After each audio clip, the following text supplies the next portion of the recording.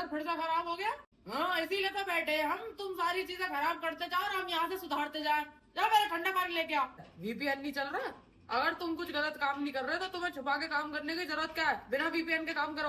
ओहो, यहाँ तो कंपनी के लैपटॉप पे फिल्म देखी जा रही है। कोई बात नहीं, हम तो बेवकूफ है, हमारी बात मत सुनो। जब तुम हमारी उम्र में पहुंचोगे ना और तुम्हारे इंटर्न होंगे तब तुम्हें समझ आएगी। लैपटॉप खराब हो गया?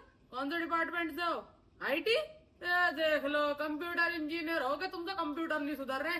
शर्मा जी के लड़के को देखा है, सिविल इंजीनियर है, फिर भी अपना कंप्यूटर खुद से ही कर लिया। कल प्रेजेंटेशन और वाईफाई नहीं चल रहा, मैंने बंद किया बेटा। हमारे टाइम पे तो वाईफाई नहीं था, बस मगरमच्छ थे और हम तैर के जाते थे प्रेजेंटेशन देने। पासवर्ड भूल गए? लंच पे सेल्स वाली शिवानी से बात करना तो नहीं भूलते हो? बेटा तुम जिस क्लास में पढ़ रहे हो ना, हम उसके हेडमास्टर रह चुके हैं। लैपटॉप चालू नहीं हो रहा? अरे खोल के देखने की जरूरत नहीं है, लो, मुझे दो। ये हो गया चालू।